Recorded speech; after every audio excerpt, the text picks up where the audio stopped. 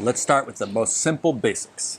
I see you signed up for the course, the Stop and Reboot Your Mind course. Did the exercise. You did the exercises? Number 3 was pretty intense. Intense, yes? Intense, yeah. I did, I think I did this kind of breathing twice, like through last maybe 5 years. Yes. The holotropic, how do you call it in English? There's many different names for different types of breathing. There's holotropic breath work. There's Wim Hof does exercises that are similar. Same kind of experience I had like twice, so it was pretty intense. Yep. But it works basically. It gave me pretty good results. So the point of the way that I do it, or the reason that I do it, or that I teach it, is because I want you to be able to experience just laying there, being present, just relaxed, mind off. Yeah? So in here, blown out, force quit, reboot. Yeah? Did you experience that? Yes, I did. Yes. And you too, Miss, you also experienced this? Right after I had a very, very shaky. Sometimes you shake. Bodily experience. Sometimes you cry. Yeah. Sometimes you. Some people have orgasms. Their body just goes, starts shaking, because your whole body is involved, right? You squeeze everything. You squeeze every part of you, and what's happening is that with our normal breathing, the pH, the acidity of our blood stays normal and stable. And then when we start breathing deeply and taking in lots of breaths, the oxygen level starts to go up in our breath. And as the oxygen level goes up, the chemistry of it is that our blood becomes more alkaline. And then our nervous system has 3 positions. It has neutral, it has alkaline, extra oxygen, and then it has low oxygen. And it shifts the way our nervous system works. It's like being in a car, having it in neutral, then putting it in reverse, and then putting it in drive. So if you're ever stuck in the snow or in the mud in a car, you rock the car, right? You go a little bit back, then a little bit forward, then a little bit back, then a little bit forward, and you can pull yourself out. We're doing this biochemically with our nervous system. So we're making our body go from being completely normal to being very excited to being in an emergency shutdown. Like you're sitting under a tree and just enjoying the view, and then a tiger sneaks up, so you start running as fast as you can. And that changes how when you're running and a tiger's trying to eat you, you're not thinking about your taxes, your girlfriend, your husband cheated on you, your boss fired you. You're just running because you're going to get eaten, right? So we want to recreate something like that, but just laying down. And then what I'm going to invite you to do is I'm going to invite you to practice these breathing exercises every day. And each time do them softer and softer and softer. Less time, less time, less time. You want to be able to simply, your mind is racing and you do this.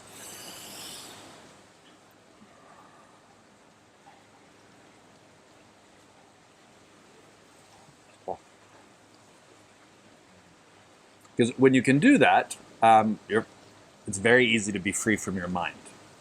The challenge is if your mind is running and running and it doesn't stop, then what are you going to do? You can go crazy. Yeah, you're going to go crazy. You're going to have to find something intense or extreme. So what people do is they do stronger, more intense exercises. They jump into freezing water for longer. They do it into liquid nitrogen. They keep pushing themselves. And this damages your sensitivity. You want to be more sensitive, more relaxed, easier to stop, easier to start. Your thinking process, right? So you want to get to a point where if you practice this every day. Now the breathing exercise number 3, the emergency process, you do 2 minutes of slow, 2 minutes of medium, and then 2 minutes of fast. So I want you to practice doing it maybe 1 minute and a half. 1 minute and a half, 1 minute and a half. And then 1 minute, 1 minute, 1 minute. Eventually you shouldn't have to do anything. You will find yourself suddenly, your mind stopped. You didn't have to do anything and your mind stopped. Without having to do it. In other words, you want to train your body to become more and more relaxed, and you want to grow your awareness so that you can notice when your mind is on and when it's off. Yes? And the easier that happens, the easier it is for you to learn new things, It makes you sharper, more intelligent, more capable. And you want that in life. The more sensitive, the more intelligent, the more capable you are, the easier life is. Right? The tiger that is faster and quieter and stronger and can catch more, food, has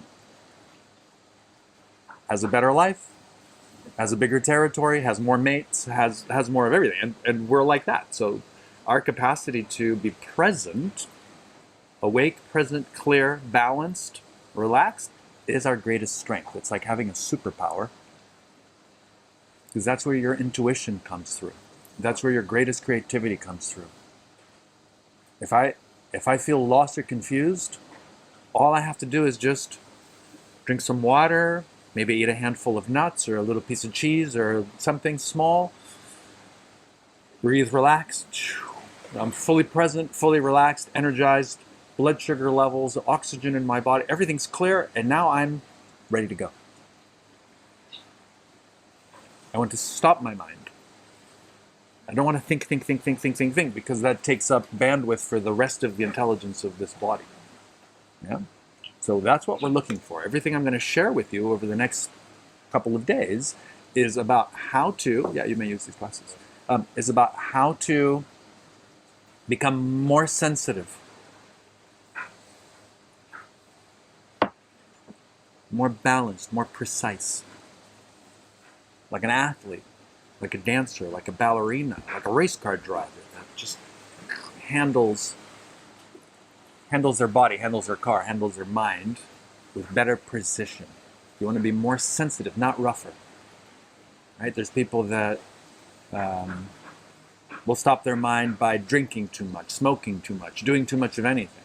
You want to do it with as little as possible, because your mind should stop doing nothing. It should stop by itself.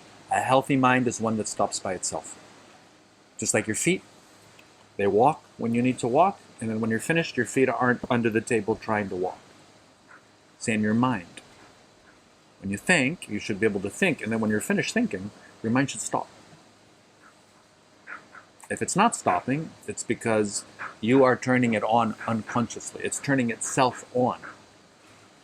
And just like any computer, if it has too many windows, too many thoughts, too many apps, too many processes, if you try to juggle too many balls, you're going to start dropping them. So the ones you don't need, you should put them down. Right? So when you practice the breathing exercises, you want to do two things. One is you want to reduce the intensity of your breathing exercises and the duration. So you can just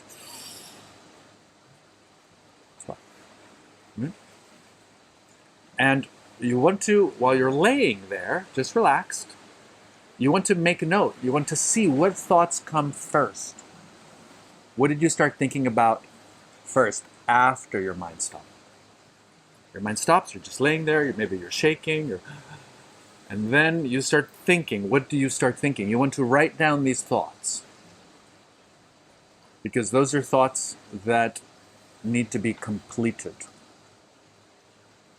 Because our bodies can think, and when a thinking process is complete, there's nothing left, no thoughts left. But a thought is like an incomplete think. It's like when you eat your food, you eat it, and you're not finished. It has to digest, and then it has to come out. Right? That's the whole process. You eat a sandwich, a fruit, a giant meal. You eat it, and you swallow it, and now you're finished. No, you're not finished. Now it's going to go in your stomach. It's going to digest. Then the next day, it's going to come out. Right? Now it's complete. And you want to think of your thoughts like food. You know the expression food for thought? Mm-hmm. The things that you think about are like food for your mind. So just because you put something in your mouth and swallow it doesn't mean you're finished. Because if you ate something too heavy, too greasy, too much fried, a giant pile of fried things, and then you eat too much, and then you're kind of stuck in your tummy, right? And then you can't go to the bathroom, it's kind of stuck, right? So you need medicine to clear yourself. Same with our thoughts. Sometimes we think something or watch a movie or someone says something, and we just keep thinking and thinking and thinking, and it gives us a headache. Because it's a heavy thought. Too much thinking. It doesn't stop. Come on, get out. How do you stop your thoughts? So you watch TV. but that's more food going into your mind. It's like you just ate a giant pile of fried, and you feel sick, so what do? Let's eat some more. Let's eat something different. Let's have dessert now.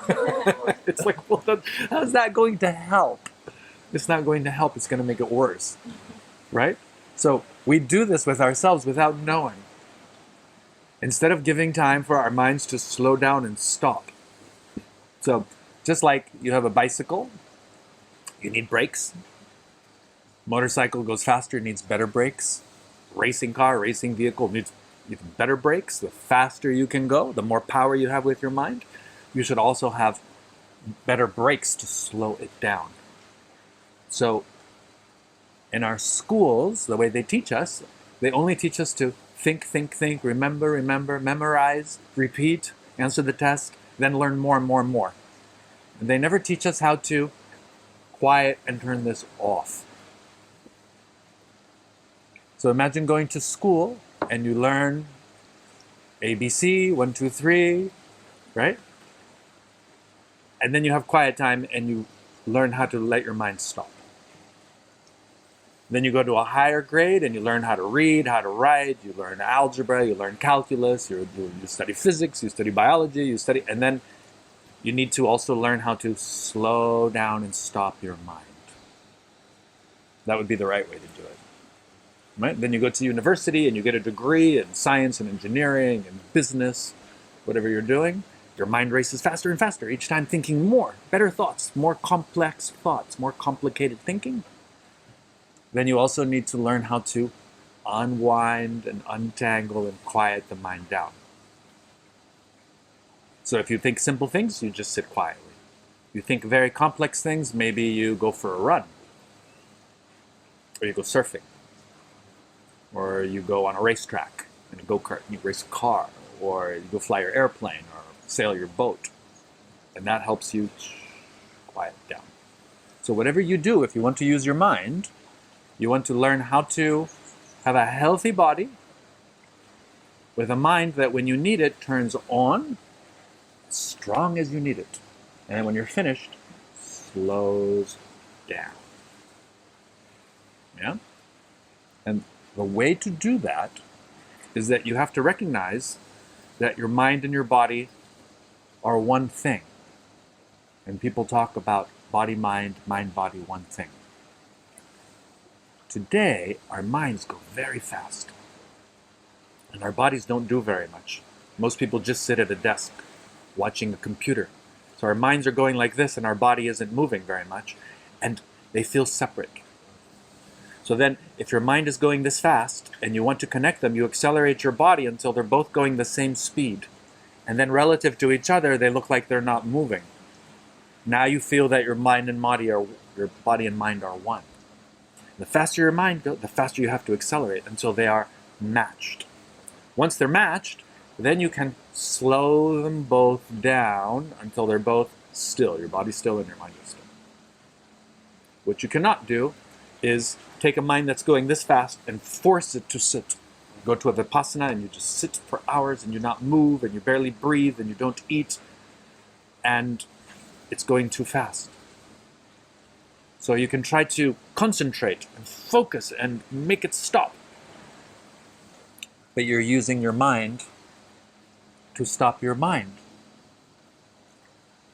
It's like pulling against yourself. Right? This hand's trying to move it, you're grabbing it, you're not letting it go. It's using force, you're going to hurt yourself. So people can break their minds using certain types of meditations like TM, Transcendental Meditation.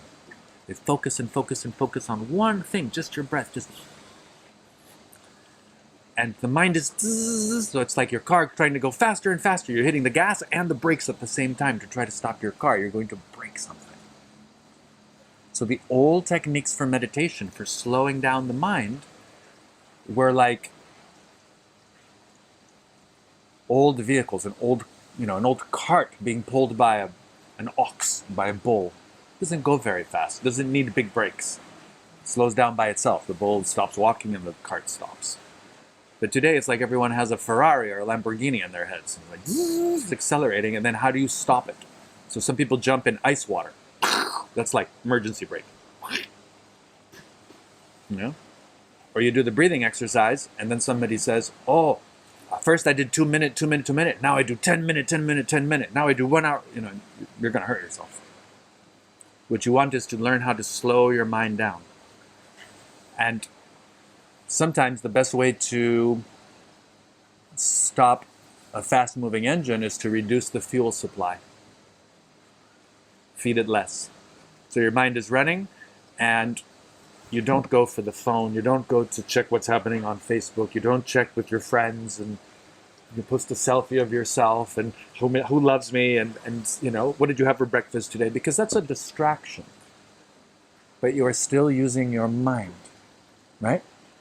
So you cannot use your mind to force stop your mind sustainably. Something is going to break. It's like trying to, you know, you try to pick yourself up using your shoelaces. You're trying to do that. It's silly.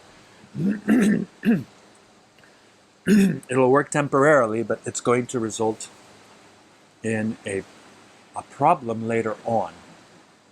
So I meet two kinds of people. People that just chase after money and work and find ways to distract themselves and keep pushing themselves more and more and more and more. Their minds never stop. And then I meet people who that drives them crazy, so they decide to give up chasing after money and go find someplace nice like White where they can just relax, and for 400 baht you can, you know, get some Reiki or massage, or you can get a new shirt, or you can make some beaded necklace, and then everyone can relax, and you know, then you have a drink, you have a smoke, you dance a little bit, stay on the beach, and then you're not using your mind. There's no fuel. You cut the fuel supply. Not much to think about. But then your life stays poor, and then you don't get to have the full life that you want to have. So there's a balance to be had. So I'm going to share with you what works for people in general, and you fine-tune for yourself. You're going to be a little bit different. So what works for you will be a little bit different than what works for me. But all life needs the right conditions to thrive. All plants can grow if you give them some air, some water, some sun, some soil, some nutrients. They will grow, but to flower they need special conditions. And any animal can live if you give it some water and a little bit of food and a place to sleep. You can put it in a cage somewhere. You find zoos. There's people, you know, there's animals stuck in places. They're living, but they're not really thriving. They have to have the right conditions. So what we want to do is we want to learn, what does this body need? I know what this body needs. You want to find out what your body needs to be able to thrive, to feel good. Wake up ready to have a good day and dance. Think all you need to think, and then it stops. You can be creative. Yeah? Does that make sense? We're going to talk about several different things. The first thing we're going to talk about is our body. Okay? So, our bodies need the right amount of air. If they get less air, they don't work so well. They need the right amount of oxygen. So, being aware of your breath, of how you're breathing, tells you a lot of information about your body. If you can watch yourself, take time whenever you have a chance and just notice how you're breathing. And you'll notice that you're either breathing nice, deep, full breaths, and the 5 second in, 5 second out is a great basic breath to be doing anywhere, anytime. Take nice, deep, full breaths, breathing in.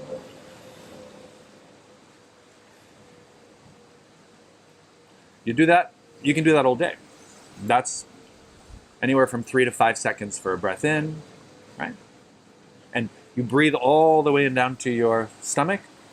Your whole body opens up. And when you exhale, air goes in. And if you look at a baby, when a baby is born, just laying there on its back, you see that its belly just goes up and it goes down. It breathes from its belly. And that's the most natural way to breathe. And normally what we end up doing is we end up keeping our belly tight. And keeping our belly tight interferes with our breathing, interferes with our digestion, interferes with our circulation. I know it's fashionable to have six packs and your abs and all of that. And it's important to be strong. But this part needs to be relaxed. If you look at a tiger, which is a very strong animal, or a lion, they're very strong. When they're just standing, their belly hangs soft. You can tickle their belly. So I learned how to keep my belly super strong. I could break a stick on my tummy. And then I realized that it wasn't so good for me. That it's easier to have a belly that hangs a little bit soft, and can be tight. So I can do my sit-ups, I can jump, I can lift. If someone's going to hit me, I can catch a punch. But the rest of the time, I want it to be relaxed. Because I want to be able to breathe with my whole body. When I get angry, I'll notice that my chest gets tight. And I breathe different. So it's valuable to understand how you're breathing.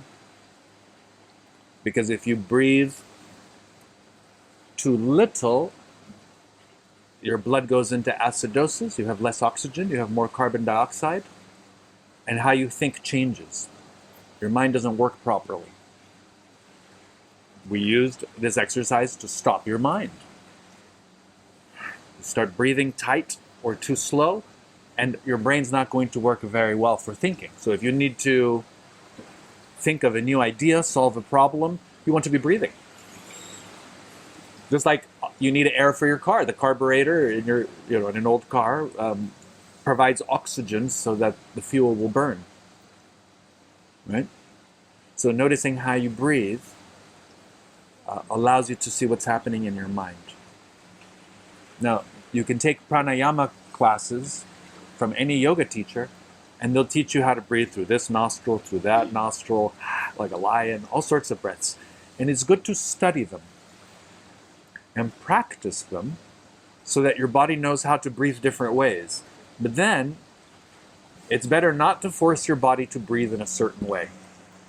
Teach it how to breathe in different ways, but don't force it. Once it knows how to breathe, it'll breathe automatically the way it needs to. Because you don't want a voice in your head telling your body what to do. So forcing yourself to breathe in a certain way is your mind telling the body what to do. And the mind should never tell the body what to do. You want to awaken the intelligence of your body that's there when your mind is off. And for that, your mind has to be off. Which means your mind can't be telling your body what to do, how to breathe, how to eat, how to live, what to like, what not to like, right? Your body has to know how it breathes by itself. Right? Does that make sense? So you practice this. When I was a little boy, I tell you the story of how I discovered this. When I was a little boy, 5, 6 years old, I was sitting in the back of our car, and I saw 2 people walking down the street. This was in the USA, in the wintertime. And it was a cold, windy day, and there were 2 people, and they were walking down the street. And I watched my little hand go up, and I went like this. And I thought to myself, I just killed you, and you don't even know it, because you're already dead. And then I went to point at the other person. Oh, you look alive. I can't kill you. You're alive. They had like a spark. You know, some people just look like they're dead. They're like just not there. And some people have something. They have you notice them. And others, you just don't see them. They're like zombies on the street. This was 50 years ago. Okay? A long time ago. And I noticed that. And I played this game. I would kill the dead people. I'd kill the dead guys. The word zombie didn't exist in my vocabulary back then, but I was killing zombies. I was seeing dead people and killing them, and then noticing live people. And I went to my mother, and my mother was on the edge. Sometimes she looked alive, and sometimes she just looked like she wasn't there. And I asked her, I said, Mom, why do some people look like they're alive, and some people look like they're dead? And she answered, she said, Mi hijo, my son, she said, I don't know anything about life. We're born without a manual, and you have to figure it out yourself. I was like 7 years old when I asked her. And I looked at her, and I knew she was telling the truth. She really didn't know anything about life. Nice woman, lovely person, best mom, but she was lost. I could tell. And she was honest about it. And she said, but I have heard there's these people in India, they're called yogis, and they sit in this position, it's the lotus position, and they, supposedly, they can stop their breath, they can stop their heart, they can levitate, they can astral travel, whatever that means, she says. I don't know. Maybe they figured it out. So I thought to myself, okay, well, I'm going to sit in this position and see if I can stop my breath and stop my heart. So I left her, go sit in my room, I sat, and I couldn't stop my breath and I couldn't stop my heart. So I thought, and I love to run. When I run, I love to sprint. When I run, faster I run, the faster my heart goes and the faster my breath goes. So I went out for a run. I just ran as fast as I could. And then I thought, if I slow my breath down, I wonder if my heart will slow. So then I sat quietly and I started breathing. And I started breathing as little as possible, as slowly as possible. Just shallow, light breaths. And I would feel my heart, and my heart would slow down. And I'll be honest, I never stopped my breath. I never stopped my heart. I never levitated. I never astral projected. The laws of physics did not change for my 7, 8-year-old little body. I'm just a little boy sitting on the ground. But something did happen.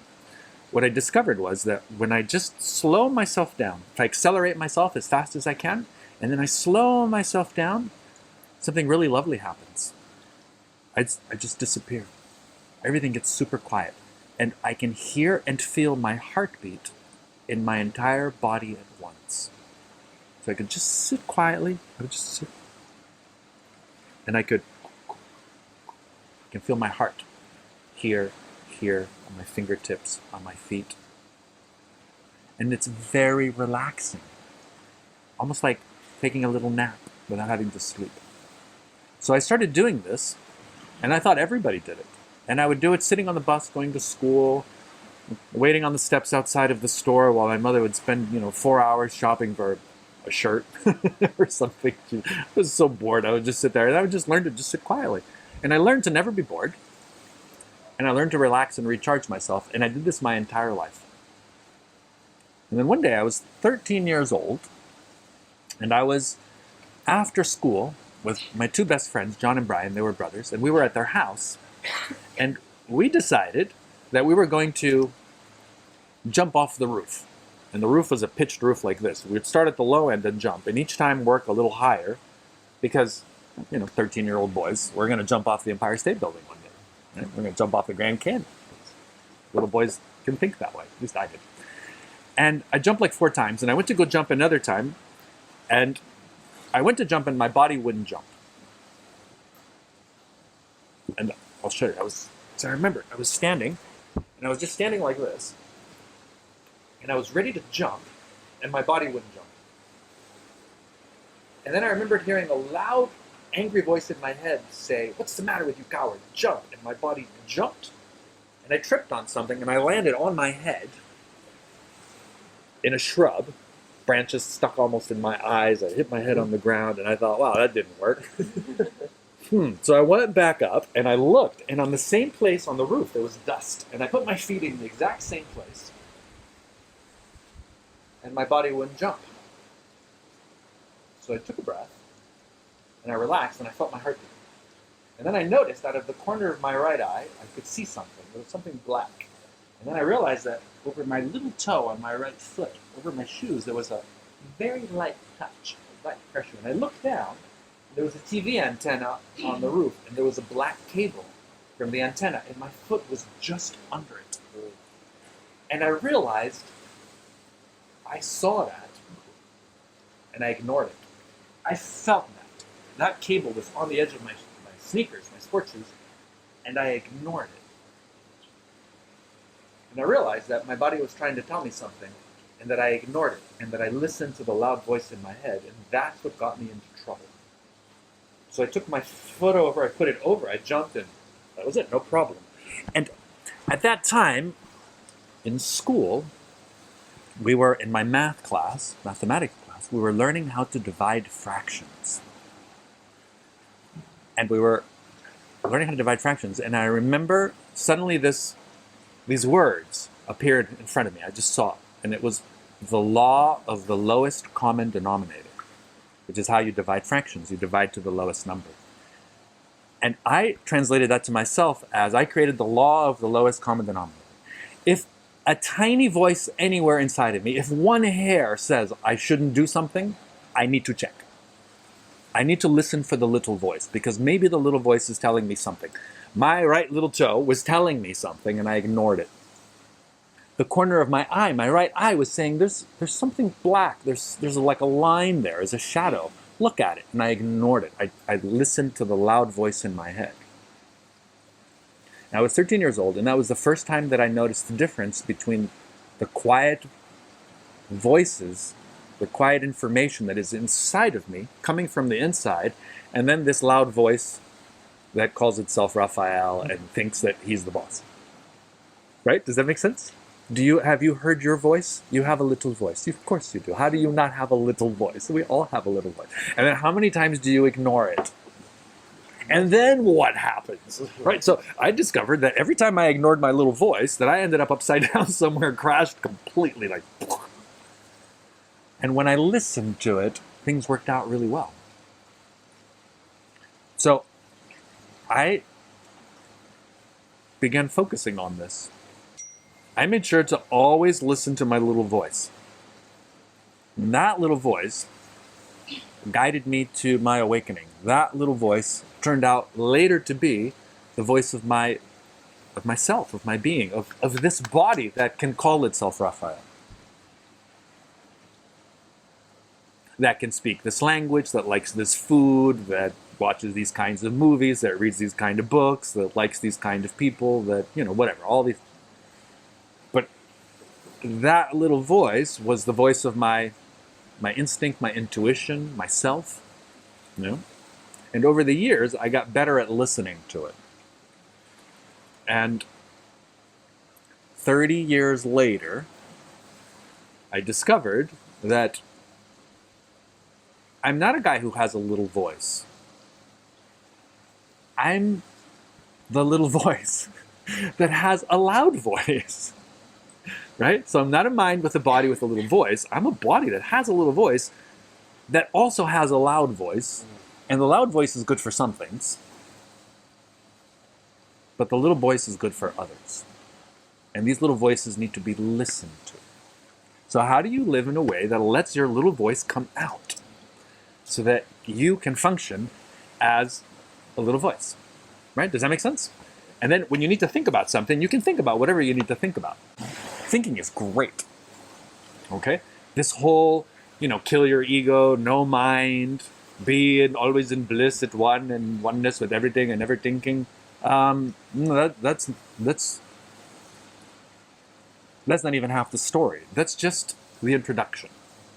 You do need to get to a place where you can sit quietly without thinking.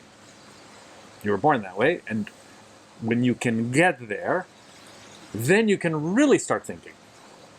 You're not going to stay in a state of no mind. You want to be able to use your mind. This is how we generate a beautiful place. We'll give you a tour later when it's cooler, right? It's how we create these programs. It's how I can talk to you. You have a mind, and I have important things to say to you that can be very useful. Some people find this information very valuable, and they pay a lot of money for it, right? That's good that you have a loud voice. That's right, and I can speak loud, and sometimes I need to shout really loud because there's a danger or there's a problem, and that voice needs to come out and say, hey, what are you doing? Stop, or, Does that make sense? So it's a balance between having both. The only thing that you really need to know is you need to know which voice are you listening to? Are you going to listen? Are you, the body, going to listen to your little voice or your loud voice? Well, if the little voice is there and the loud voice is there, I'm going to listen to the little voice first. But then you have to hear it first. But I have to hear it. And the only way I can hear it is if the loud voice is quiet. So I have to be able to tell the loud voice, hey, shut up in there, just for a second. Psst. Silence. So I need to know what those voices are. And those voices are going to be the voices of, my parents, my teachers, friends, right? And I need to tell them to shut up every once in a while because my parents, my teachers, my friends aren't inside my head. I'm inside my head. That's just a recording. It's an image that I create, that my mind creates. And I need to know when my little voice is present, and I also need to know when my little voice has nothing to say, because sometimes my little voice has nothing to say about what's coming next. In which case, I now need to think with my loud voice about what my options are. Right? And what I find the best way to live is to use the voice of my mind to create a menu of options. We're here, we can go left, we can go right, we can up, we can go down, we can go back. But not decide with my mind. Decide from in here. The little voice has to decide. The big voice just creates a menu of options. So it's like when you go to a restaurant, you can go to your favorite restaurant knowing that you're going to order, I don't know, the Caesar salad, the lasagna, and then you're going to have the tiramisu with an espresso. And you're going to want a glass of wine, right? And you go to your favorite restaurant because you want to have that meal. And that's a thought, right? You go to the restaurant, and instead of ordering that, you ask for the menu. This is the second way to do it. And you read every item on the menu. And you imagine what it would be like to eat each thing. And you read everything at least one time. And then you close it and you wait. And then you order whatever feels like it's going to be most delicious. Which might be the Caesar salad. That might be the first thing that your body needs. That was your first. I want a Caesar salad, followed by a lasagna, followed by a tiramisu, right? So you order that. You eat it, but you only order that. You eat it, you wait 10 minutes. And then you ask yourself again, what do you want? So you ask the menu, please. The waiter thinks you're crazy, but you're paying, so it's not. It doesn't matter. Menu, please. And then you read through the salads, and you do not want a salad, it's clear. Then you read through the second item on the menu. And I almost never order what I thought I was going to order the first time because now everything has changed. I ate the salad and my body has changed. I usually end up ordering something completely different. And each step, every time I go to a restaurant, that's how I order food.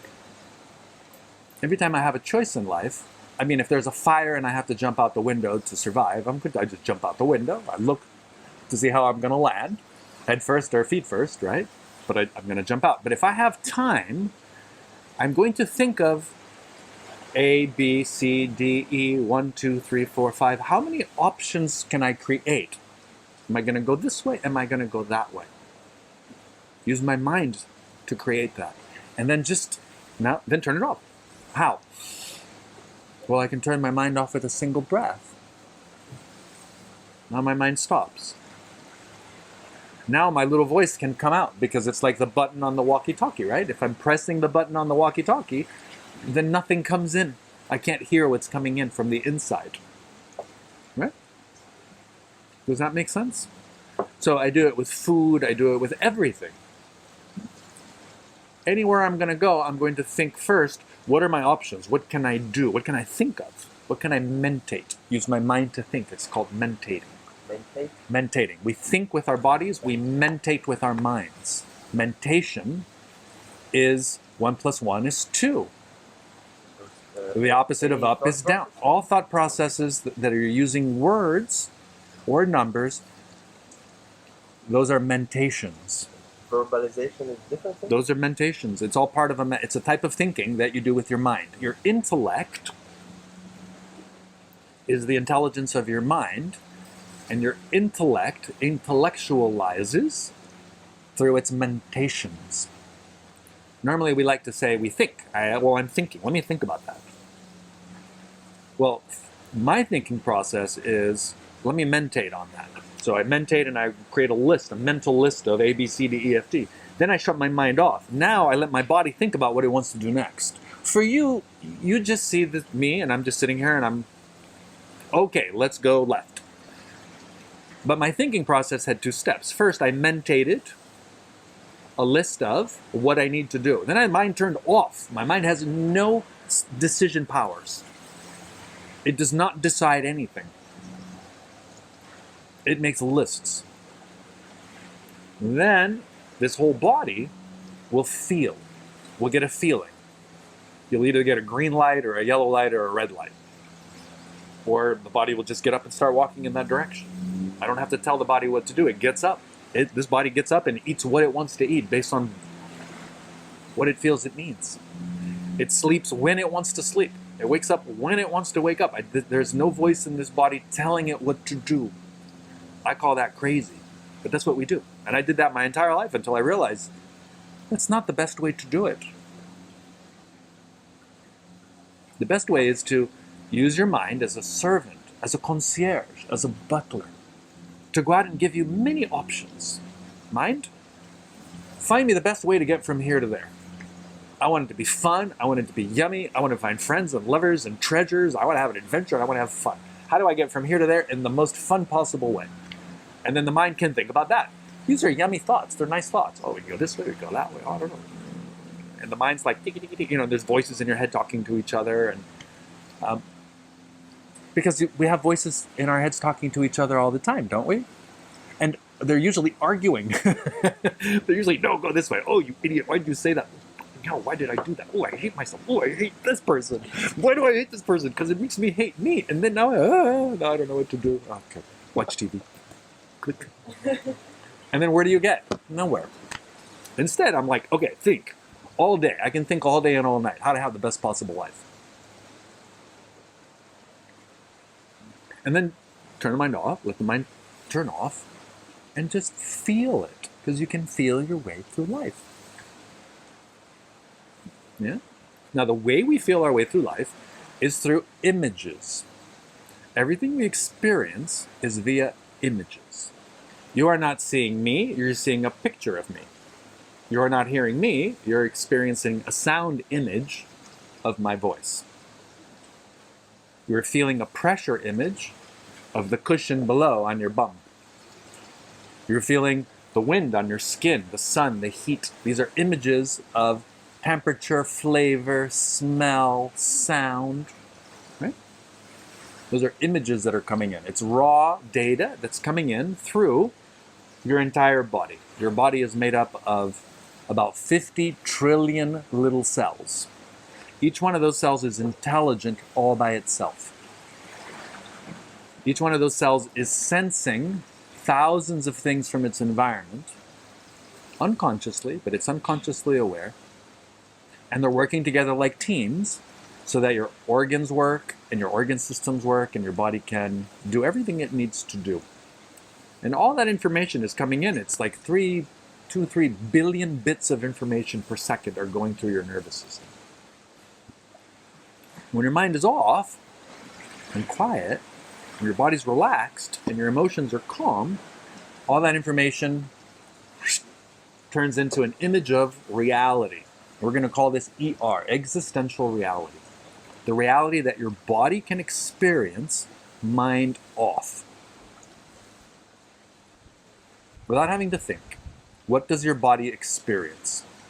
Whatever it's experiencing, we're going to call that existential reality. Reality that's not being changed, altered, distorted, augmented, manipulated in any way by you, by your thoughts. It's simply the raw data that's coming in. There's a certain temperature, there's certain conditions, there's a certain amount of light, a certain amount of sound, certain smells, certain things can be felt by your body, right? And that's always there. Sometimes you're paying attention to it, most of the times we are not. Now, we also have amazing minds. The most amazing minds in this part of the universe. There's just nothing like our minds. Those minds take the images that come from our body now and our entire life, and they create stories, movies, experiences using the same images, the same pixel quality. So what our mind projects can feel real. And they're real. They're real images. Just like when you're lying in bed, sleeping, and you're dreaming. And maybe you're making love to the angels, flying and making love to the angels. Or maybe the demons are chasing you and trying to eat you. And you wake up. Your heart's racing, you're hot, you're sweaty. And if you were making love to the angels, you want to go back to sleep because you want to go back and keep making love to the angels. And if you're being eaten by the demons, you don't want to go back to sleep. Right? You know what I mean? But the fact is that you're laying in a bed and you're not flying with angels and demons are not eating you. But your mind is projecting a story. It's projecting images, and your body doesn't know the difference. Your body thinks it's real. That's why you wake up and your heart's racing and you're hot and sweaty. And you're either turned on or you're terrified. Right?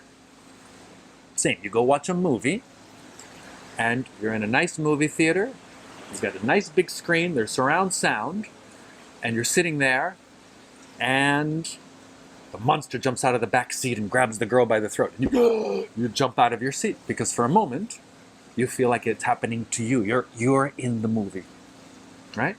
You're Luke Skywalker fighting Darth Vader, right? You have the ring of power and you're going to put it on and be corrupt or drop it into the pit of fire, right? You're Harry Potter or Hermione and there's he who must not be named and he's about to kill you and you've got to fight him back. And in that moment, you feel it in your body.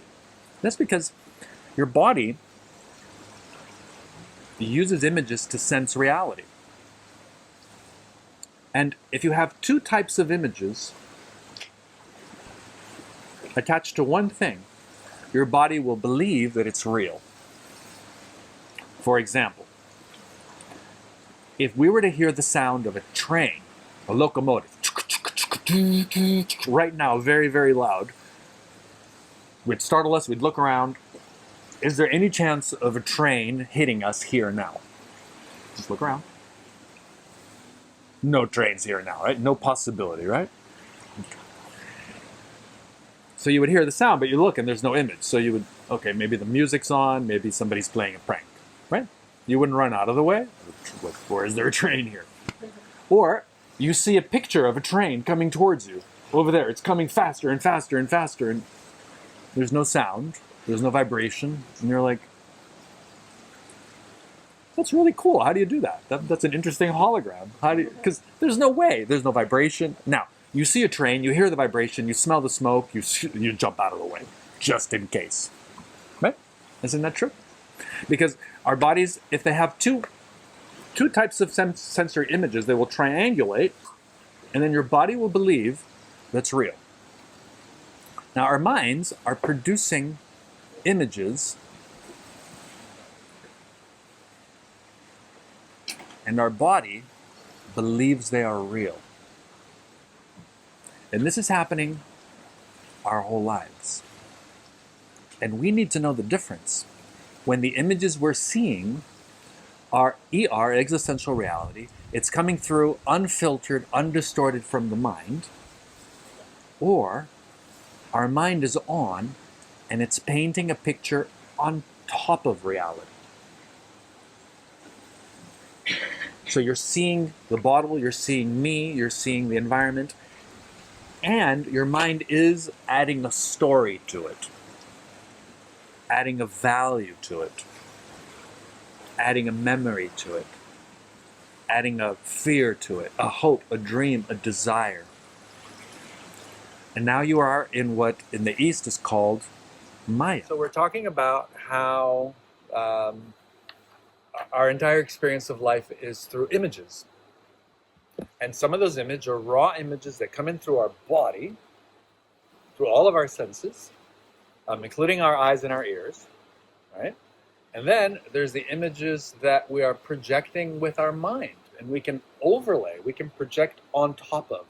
It's like AR, augmented reality. You know, those glasses that you can put on that will make the colors shinier and brighter, or will add, you can take a picture and put it on Twitter, and you can add like, little ears and mustaches, and little frames and backgrounds, and we can Photoshop the images that are coming in. And this is what mind is doing. This is what's known as Maya. It's taking the images of reality, existential, I'm going to call it ER, existential reality of what is around, and that's available to us 24/7. Because we're always in our environment. We're always here. We're never outside of the universe anywhere, right? We're always feeling something. Even when we're dead asleep, we're still feeling things through our body. And then our mind is taking images of the past, photoshopping them, creating an artificial sense of now that will prepare itself for a future that it desires to have. And if we had a yummy past, like we had that great food at that restaurant, we want to go back, we want to eat that again. We want to have a yummy experience enjoying that meal, right? Or we had that first kiss, and now we want to go for the second one. And the second one is just never like the first one, isn't it? Yeah. So our minds are the content, are the collection of all the content, of all the experiences that we've had. And then we use that to get a sense of who we are based on the experiences of our past, of who we think we are, of where we are, and where we want to go. We're thinking about the past so that we can project into a better future, which means that when we are in our minds, we're never in the now, we're never in the present. Mind is always out of sync with reality. It's always a split second later. You hear my voice a split second after I say it, right? The fireworks go up, and you see the light, and then you hear the explosion, and then the sound comes later, right? There's a delay. And everything that our mind does is out of sync with the moment, even if it's a split second behind, right? And when it's on, we have very limited access to the raw material. So our mind is on, we're pressing the button on the walkie-talkie, talk button, and we're not receiving reality, except when our mind is stopped. And our mind stops at the top and at the bottom of our breath for a split second, as you already know. So this is how you can drive home from work or from wherever you've been doing, get home, and not remember if you took a left or a right at Main Street. You're driving, your mind is somewhere else, your body's paying along, paying attention, and it's tracking reality with a snapshot of reality every few seconds. If you drive too fast, then you might miss, something might happen between your snapshot of reality, and then you might have an accident. Or if you drink too much alcohol, you might get the snapshot of reality, but you might be too slow in your response, so then you can have an accident. We have a secondary sight mechanism. It was discovered with people who'd had accidents, brain trauma. They discovered that people have the ability to breathe, to get an image of reality every few seconds. So if a bird is flying by, instead of seeing the bird flying by like this, you see the bird here, and then here, and then here. And this is how most of us are tracking reality most of the time, is that, okay, this isn't working. We'll figure it out later. So we're getting snapshots of reality, of existential reality, that we're catching unconsciously when our mind is off, which is happening at the top and at the bottom of our breath all day long. And then our mind is overlaying a picture. It's painting on top of that an augmented reality, and we believe that to be real. And it's great that our mind can do that, but it's better to know that it's doing it. And it's better to be able to stop your mind and just experience reality for what it is for more time. Because if I take a quick snapshot, that doesn't give me a lot of information about what's going on, right? People go around and they have these things, they take pictures, all these selfies, and then later all they remember is what they saw on the pictures, then you forget everything in between. So there's lots of information that's coming in through our bodies every day, 24/7. But we're only capturing a very small sample of it. And if we're tracking reality less than 0.1% of the time, then, well, it's easy to miss.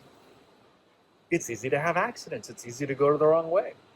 It's easy to wake up one day and realize that 10 years of your life had gone by and you just don't know where you are or who you're with or why you're doing what you're doing and why you're with these people. Because you just had a picture and then your mind painted and photoshopped it to make it look nice. And it works for one day, it works for 1 week, a month, a year, 10 years later, it doesn't work. You start missing, you start moving away from reality. You don't stay in alignment with reality. So the easiest way for me to live my life is to make sure that I am tracking reality. Just like I'm driving on a highway in a car, and I need to be looking at the road. I can look down for a second, I can look back to see who's in the back seat, or check my phone or a map for a minute, but I have to look back up and see what's happening. If I'm driving slowly, I have more time. If I'm driving faster, I have less time. Right? Does that make sense? So imagine that you're a pilot and this is the vessel. And you're navigating through reality. You're going through an obstacle course. Things are always changing. There's always new surprises, new people, new experiences. And how you track reality will determine the quality of your experience. If you can track 100% reality, you can pretty much have 100% quality experience. If you're tracking 1%, 0.1% or less, then, well, you'll have whatever you get, right? And then you have to make up the difference. So it's easier to learn how to track reality. And the only way to do that is to be present from a state of no mind. When you're present from a state of no mind, you're tracking reality. The minute you start imagining or thinking something, you are no longer tracking reality. You are now in your thought process. Now, I would like to do a simple experiment for you to see how easy your mind can trick you. Would you like to try? Yeah, very simple exercise. All right, so here's the exercise. Here's how we're going to do it. I'm going to ask you to just sit comfortably, yeah, and then you're going to do like this. You're going to start with your eyes closed. You're going to point your face in any direction. You're going to open your eyes for a second, and I want you to notice the first thing, the biggest thing in your field of vision, the first thing that you see, the first thing that you notice in your mind. Yeah? And then you close your eyes and you look in another direction and you open it. And once again, what's the most important thing in your field of vision? What's the first thing you see? And then you do it like that 5 times. And then I'm going to ask you to tell me what it is that you saw. Okay? So, you close your eyes, then you point your head in any direction you want, open your eyes for a moment, look carefully, see what it is that's the biggest thing in your field of vision. What sticks out the most out in between your eyes? What sticks out the most?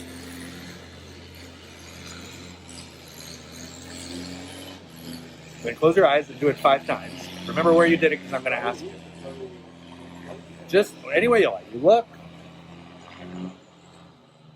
and just check where you are. Okay, so, all right, so what's the first place you looked at? What did you see? The sea. And you? Okay, number 2.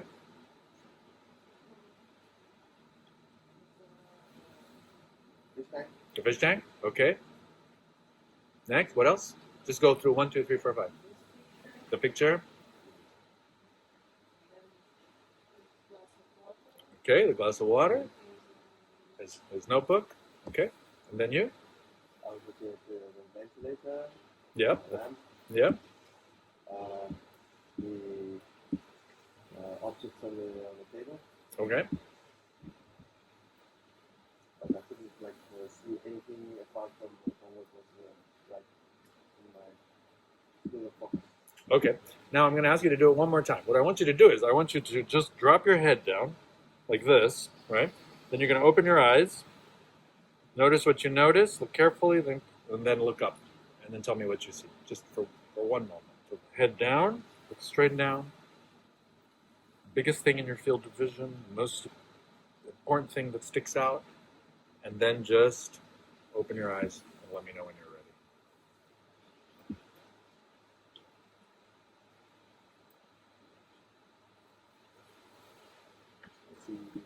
You? Okay, when you look down, what did you see? Your feet. You noticed your feet? Yeah? Okay.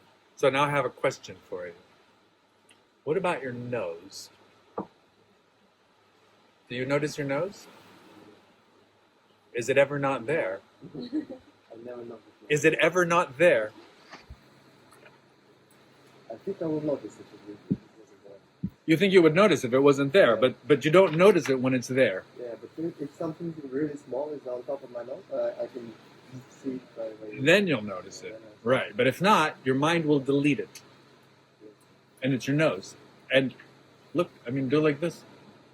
The frame of your face is taking up 2/3 of your field of vision. You're seeing a little window like this. Everything else includes your nose and the rest of your face, doesn't it? But somehow we miss. Isn't that crazy? Our mind deletes out certain things. The picture that we see through our mind deletes and distorts reality. It augments reality. It changes it. It takes you out of the picture. You normally don't see your body. You're normally just looking out through your eyes, and your body, when it's hungry, you know. When you got to pee, you know. When you're sleepy, when something hurts, you know, or a little bug lands on your nose, then you notice it. But if that doesn't happen, you're missing. Isn't that interesting? And this has been happening your whole life. Now, when you were a kid, do you remember seeing your nose? And then one day you stop thinking about it and you forget. And then, aren't your eyes blinking all the time? Blink your eyes. Can't you see when your eyes blink? No, But it's happening, right? Hundreds of times it's blinking. As a matter of fact, if you go nice and slow, you can see how your eyelashes start to blur things, and then it closes, and then it opens up. but I don't see my eyelids. I just see the picture like less color, less light. It goes on and off. Right. So this says something about how aware you are of what's coming in through your body, through your eyes. And most of us are not paying attention to the information that's coming in. We're following the picture that's in our head, the way our mind creates it. And our mind is creating pictures according to the movies we watch, the commercials on television, the advertisements at the store, what other people are doing. And then it creates a picture of how we see ourselves and how we experience reality. And while this is happening, we're deleting lots of information. We're missing a lot of what's happening around us. We're deleting reality. And we're living in an image created by our mind. And our mind is not our mind. It's the mind that was given to us by our culture, by our society, by our parents, by our teachers. So there is value. It's important. It's useful to know what it is that's going on inside your head. What are you actually seeing? And what you're seeing, are you seeing it because you're seeing it for real, or because you're imagining it? Or you're taking a picture and you're somehow modifying it. You're deleting it. You're changing it. You're seeing the things you want to notice. You're not seeing the things that your mind doesn't think is important. Now, while I was talking to you, what happened to your nose? It disappeared again? And now where is it? It's back now. You can see it, right? So you can look at me, and can you look at me and see your nose while you're seeing me? Can you notice? You notice that it's there, right? I see you, and my nose is there, and I notice when my eyes are blinking, and my hands are moving in the background, and I see parts of my body that go in and out of my field of, right? Can you notice that? So you can pan out the wide angle of your what you're aware of, right? You can see, like here I can see my fingertips just moving. If I look straight at you, I can see something's moving in the background, Here I can't see my hands, but then here I can, right? So I've got a field of vision, right? And you're listening to my voice, but are you also hearing the ocean? And the boat in the background? And the water over here that's splashing? Or are you just focusing on my voice and the picture that's coming in? Normally what happens is that our minds have been trained to focus on pixels, to focus on points. If you watch a movie, you'll notice that your eyes are looking at the flash, the explosion, right? The bright thing, the eyes, the shape, right? The body, the breast, the smile, right? We notice certain things, and then there's other things we just don't pay attention to. And then we only hear what's being. So our minds are trained to focus on pixels of reality instead of looking at the entire picture. And if I want to draw something, if I'm working on a math problem, if I'm designing something, I need to be able to focus on something specifically. It's very powerful to be able to focus on one thing and make it beautiful. But what about for everything else in life? You should be able to see everything that you can see and hear and smell and feel everything because it's full of information for you. Does that make sense? So you want to be able to do both. If you can do both, it's more than if you can only do one. So being able to switch in and out of being in mind projector, distort reality. And you want to be able to just be present and just experience what's coming in without distorting it. You want the raw data coming in because our bodies evolved to feel their way through life. Not to think our way through life. In the world of today, in the modern matrix world of today, you have to do a lot of thinking about life. But you shouldn't have to. You should be able to just feel your way through life. So what I want to point out to you is that this is something worth learning how to do, is worth exploring because it will give you a better way of living your life. Right? Does that make sense? So the first way to do this is to first learn how to stop and reboot your mind. And now you know you can. Which means that you must know that you are not your mind. You have a mind, but you are not your mind. You are a body.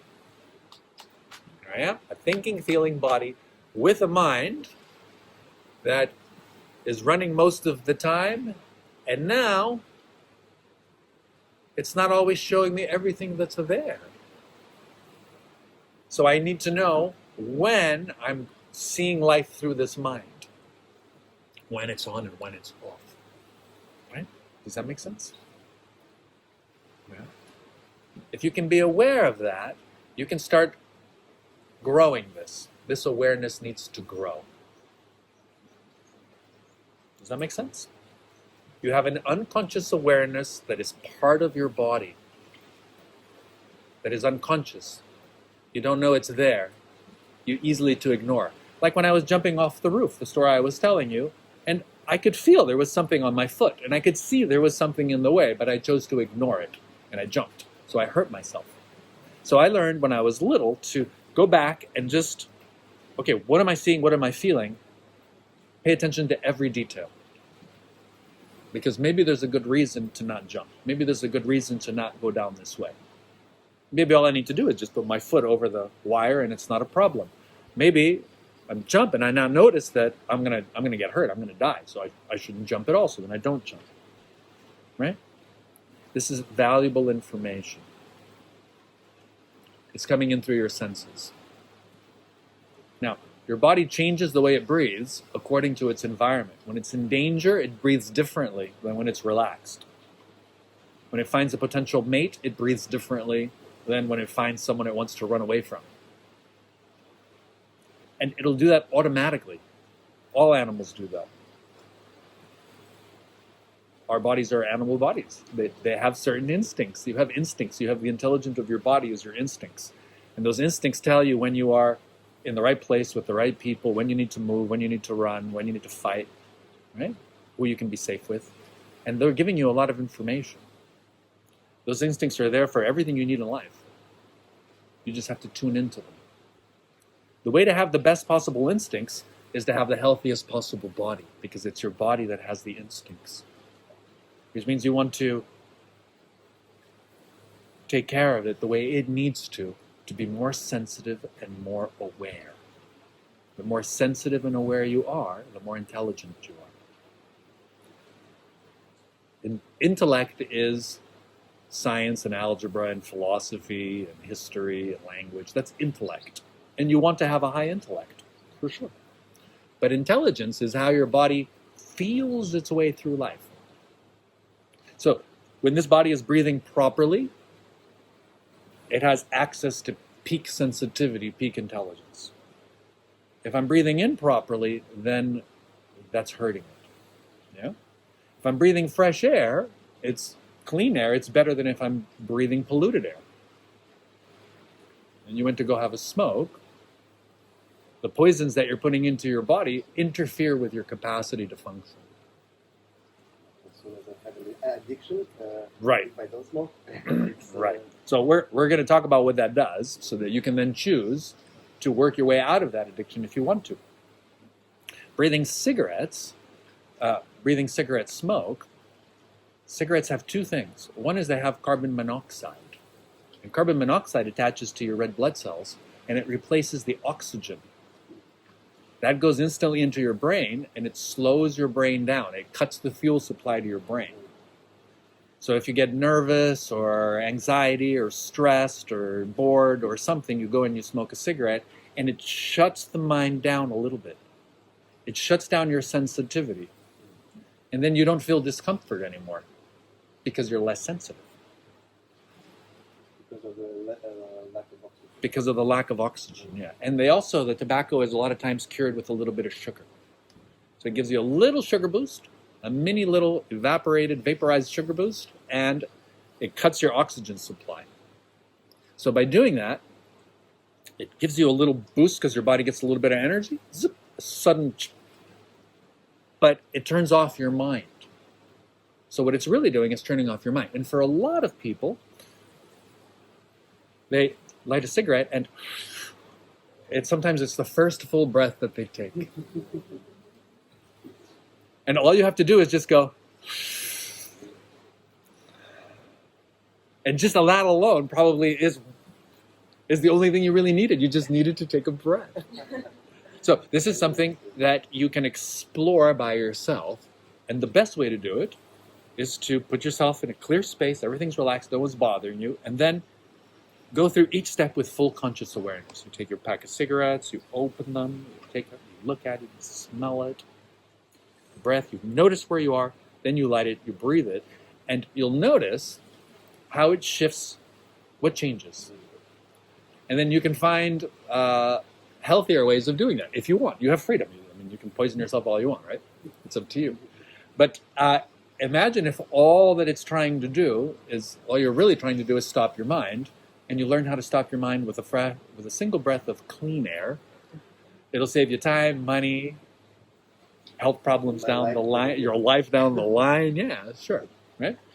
So it's interfering with oxygen levels, and it might be altering your blood sugar levels.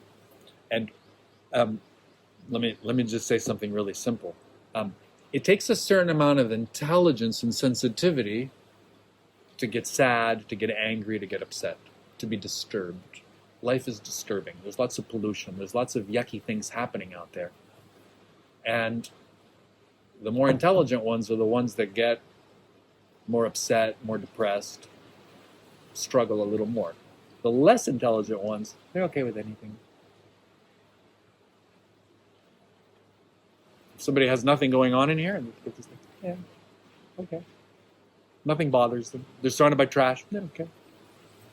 People are getting hurt. It's karma. Who cares? I'm okay. I stand on my head all day, right? There's yogis that stand on their head for hours and hours. The blood pressure destroys the fine capillaries in the brain, and it makes you stupid. It kills your intelligence. Right? If you fast, if you don't eat enough food, you don't breathe properly, you don't hydrate properly, you don't eat properly, it's like all the fuel systems, everything you need for your body to run gets dumbed down. And then it works less well. So in order to function at peak performance, you want to be able to have nice, deep, full breaths. So whenever you're not sure what's going on, just remember to breathe that simple breath of 3 to 5 seconds in, 3 to 5 seconds out. Doing that 3 times, 5 times, 10 times, that's enough to get your whole body reoxygenated and at normal breathing levels. Right? Like when you sleep, take nice, slow breaths in, slow breaths out, and you're relaxed. So there's a slightly faster way of breathing for the daytime. If you want to learn something new, like you're studying, a new math class or a new language, then once an hour, you do breathing exercise number 2, where you take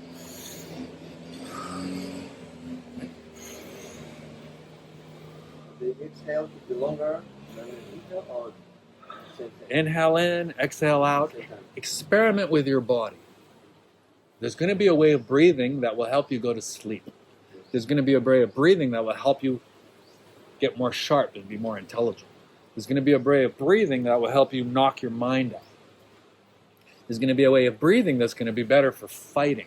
There's going to be a way of breathing that's going to be better for making love. You can sustain an orgasm longer if you breathe properly. Right? Your breath controls the oxygen that comes in and the carbon dioxide that goes out, and there's all the functions of your life are affected by it. So being aware of different ways of breathing and how they affect you, then you notice that you're getting a little tight. Breathing less. Start breathing, right? For example, if I'm in a situation and I know that there might be a potential for danger, I'll start breathing in a way that allows me to fight better. You won't know. Nothing will change on the outside, but I'm changing my blood chemistry to get ready to fight.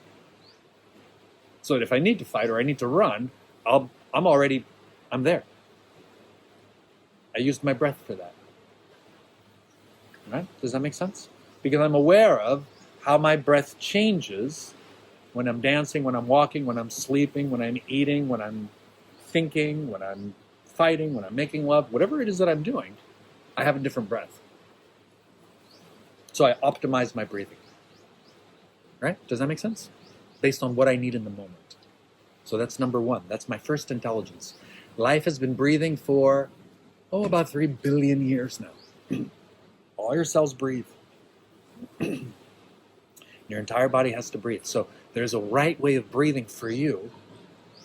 Well, you've got time. You can figure it out. You're doing it every day, all day. Just pay attention to your breath and find a way to breathe better. Right? Does that make sense? Next, hydration. Your body needs a certain amount of water. And if it gets dehydrated and it goes below that level of water, all systems malfunction. Your sensitivity, your intelligence, your awareness goes down. So you want to learn how to stay hydrated. Staying hydrated in a hot place like this, it means usually drinking water before you start feeling thirsty. Being aware of how much water goes in and how much water comes out. So when you go to the bathroom, when you go to urinate, when you need to pee, you need to pay attention to how you're peeing and how often you're peeing. A typical male body will pee 3 to 5 times a day. A typical female body, you have a smaller bladder, you'll pee 5 to 7 times a day. You just need to know how often that is, and you need to track it and pay attention. And then when you do, you want to look at it. You want to notice it. Urine is blood ultrafiltrate. Blood ultrafiltrate. Your blood goes through your kidneys, and your kidneys pull out extra water, extra salt, extra sugar, a few extra proteins and things that are in there, and it leaves behind the red blood cells. And it takes what it needs to take out, and it puts it in your bladder, and then when your bladder is full, you go to the bathroom. Well, if you're perfectly healthy, if you're eating the right foods, if you're living a healthy lifestyle, your urine is it's like pure blood. It shouldn't have any strong smells. It should have a clear, it should be clear, maybe a light yellow. Yellow is created by the vitamins in your food, give it color. If it's dark yellow or orange or has a strong smell, then you need more water. If it's always clear, you might need a little less water, or you might need some more vitamins, more fresh fruits. Then you can do something that people think very few people do, because we're taught to think it's very gross and bad, but it's your blood. If you just put your finger, you're peeing, and you just pass your finger, you taste it. It's the blood, it's the water inside your body. So you're not putting in anything dangerous, and it should taste like coconut water. Yeah. Fresh like coconut water. As a matter of fact, coconut water was discovered to be something you can inject directly into your blood, because it's got the right salts and the right sugars and the right water, and it's the right thing. Your urine amazingly should smell and taste like coconut water. It should be very slightly sweet, very slightly salty, and clear. Now, if you eat asparagus, it's going to have a strong smell and a strong flavor. If you drink a lot of coffee, it's going to have that. You smoke cigarettes, there's going to be chemicals in there. If you drink a lot of tequila or whiskey or vodka, it's going to have a smell of whatever you're eating. But a healthy body is going to have healthy blood, obviously. If you don't put poison in your body, your blood should be healthy, right? You're drinking clean water and you're eating healthy organic foods, then what comes out of your body from your blood should be clean and healthy too. So it's very easy to track if you're eating too much sugar, too little sugar, too much salt, too little salt, enough vitamins, not enough vitamins, chemicals in your body that your body doesn't want. They're going to accumulate in your urine, and you'll be able to taste it and know it and smell it. So it's something for you to think about the next time you go to the bathroom. At least pay attention to the color and the quality of it. Because it's like, we have a generator up at the top, because sometimes we need to run a generator, and my staff have to go and check the oil before it starts. Every day they have to go check the oil, because the oil gets dark and brown and thick, and then the generator is going to fail, just like the water for the coolant. The water needs to be at a certain level, and it needs to be clean.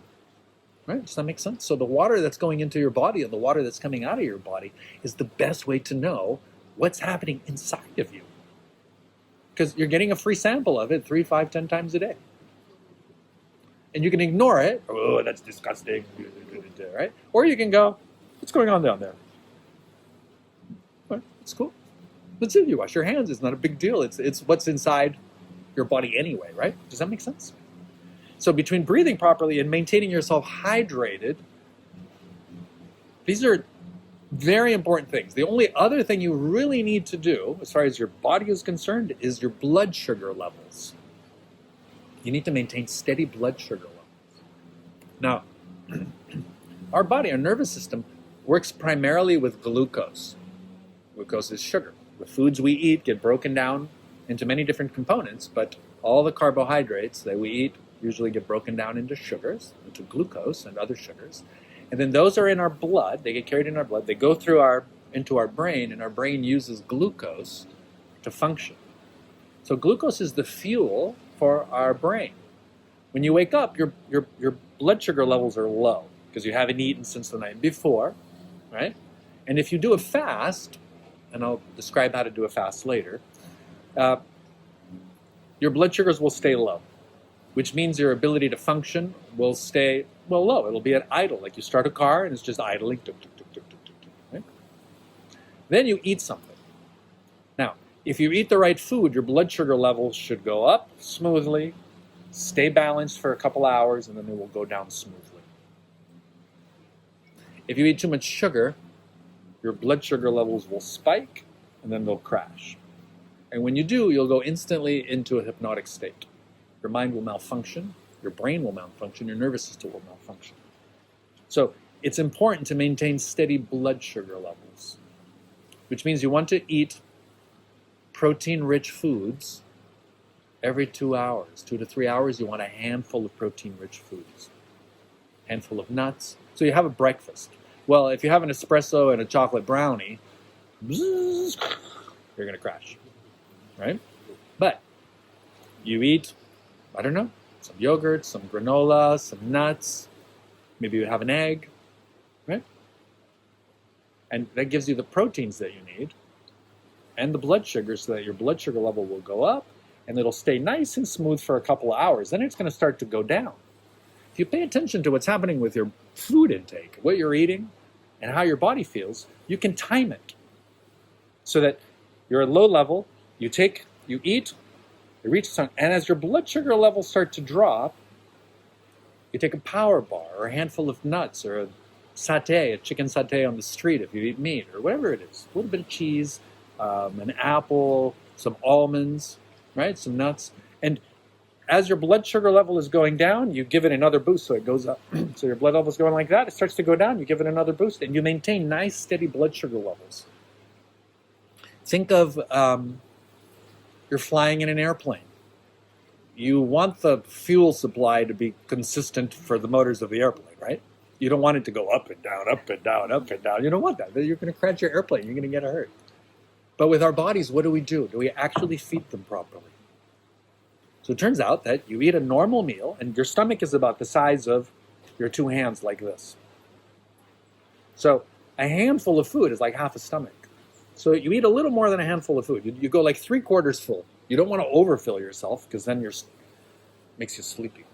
You have too much food to process. You want to eat enough protein-rich food for your first meal that your blood sugar levels are going to come up nice and smooth, and they're going to last that way, depending on your activity and how much you eat and the temperature, somewhere between an hour and a half to 2.5 hours. An hour and a half to 2.5 hours after you've eaten, your blood sugar, a balanced meal, your blood sugar levels are going to start to go down. And that is when you eat another handful, just a little bit, of a protein-rich food. And then that will stabilize your blood sugar levels for another hour and a half to 2 hours. Now you're sitting in a climate-controlled space, working at a desk. Your food should last you a long time. You're climbing Mount Everest in the snow, and your food's not going to last you that long. You're going to burn energy faster, right? It depends on, you're driving your car on a flat road, nice and smooth. You burn less gas and you burn less oil than if you're going up a hill dragging a heavy trailer. So being aware of what you're doing, so you're breathing properly, you're hydrating properly, and you're maintaining blood sugar levels. And that resolves 90% of all of what your body needs to stay relaxed, stay energized, and stay present.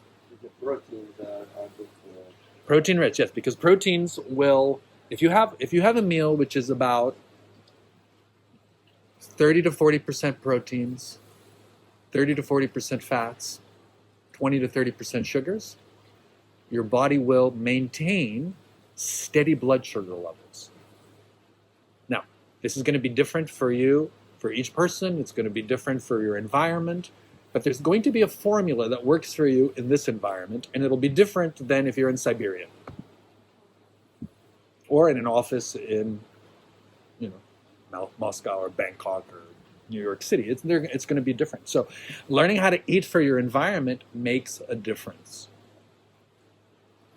So being aware of, now this is all knowing yourself. You know how you breathe, you know how you hydrate, you know how to eat, right?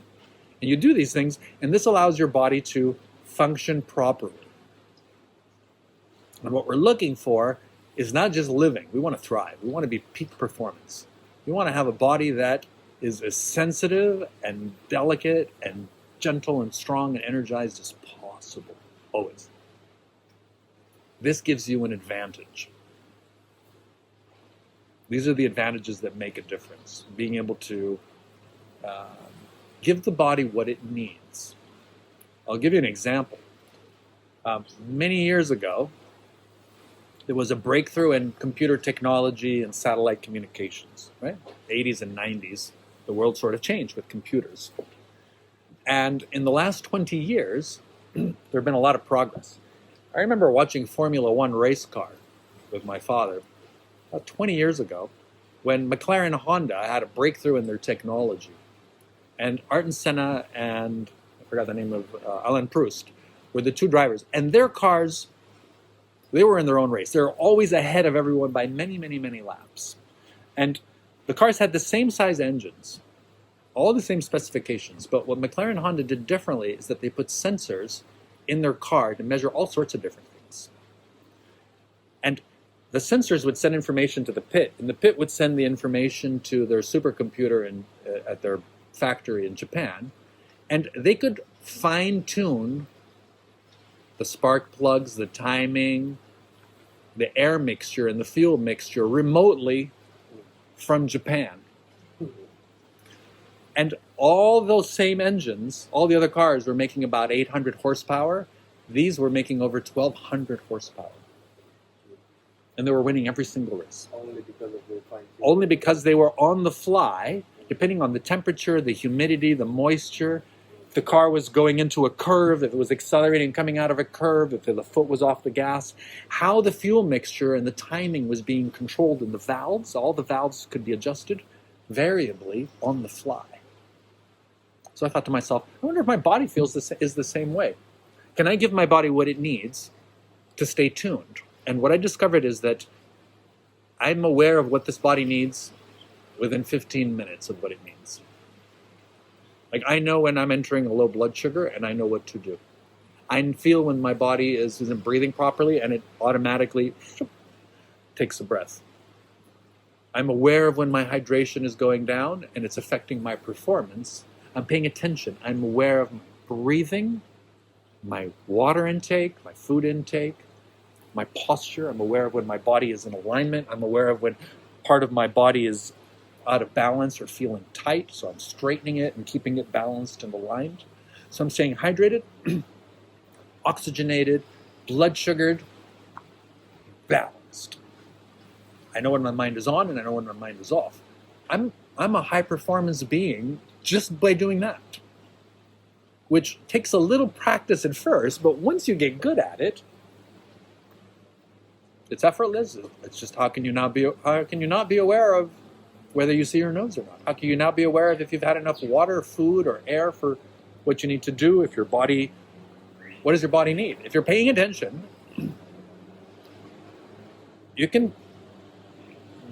it's the difference between surviving, living, and thriving. Because your body is balanced, aligned, it has exactly what it needs, ready to go. Right? Does that make sense? This is all about knowing yourself and being aware of how your body functions at normal performance and at peak performance, and then how it malfunctions. And if you know what makes it work and what makes it not work so well, then you put attention to that. And you can, in 3 weeks, create a habit of just being present. And I'll give you an example. I fine-tuned this when I learned how to fly airplanes. I went to get my pilot's license, and I learned how to fly an airplane. And in order to fly an airplane, it's different than riding a bicycle or driving a car. Do you fly? Are you pilots? No? Okay, but you can imagine, right? So just give you an example. If you say, hey, Rafael, here's my bike, you can borrow it to go into town. I'll look at it. I'll do this to the handlebars to make sure they're not falling off. I'll check to see if there's air in the tires.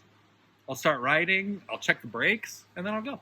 That's it. What else is there to do? Right? If I get in a car that I've never driven before, I'll sit in the car. I'll adjust the seats, the mirrors. I'll start it, and I'm going to check the fuel gauge, right? The oil gauge. I'll check the sensors, and then I'll look. Seat belts, mirrors, and then I'll drive. Not too complicated. But if I wanted to fly an airplane, the simplest airplane, a Cessna 150, a little single propeller airplane, I spend 45 minutes checking every single seam and rivet and screw on the airplane. I kick the tires to make sure they have air. I move the louvers and ailerons and the tail. I move everything by hand to make sure it's going full range. I check the fuel gauge. It says full, great. Then I go and I open up the fuel tank. Then I look inside, I see fuel. I put my finger in it and I touch it just to make sure I can touch the fuel. Then I smell it, yeah, that's fuel. Then I close it. Then I go to the bottom and I look for the drain and I bring a little cup and I open it up and drain it out to make sure there's no water in there. I do all of that. I check all the instruments. I test everything. Then finally, when I'm ready, I go to the edge of the runway. I check in with the control tower, and they say, Rafael, you're cleared for liftoff. And then I do a final check on everything, and then I ask myself, go, no go. And if I am in doubt, there's no doubt I don't go. If there's any part of me that feels like, I'm not sure about this airplane, I stop. I abort the mission. And if everything feels fine, I fly. Now I'm up in the air and I'm flying. I'm looking around. Every 15 minutes, I'm scanning each and every one of my instruments. I look at them like, you look good. You look good too. You look good. This is good. This is good. I look for a potential landing place. And then I keep flying. It takes me 30 seconds to look at.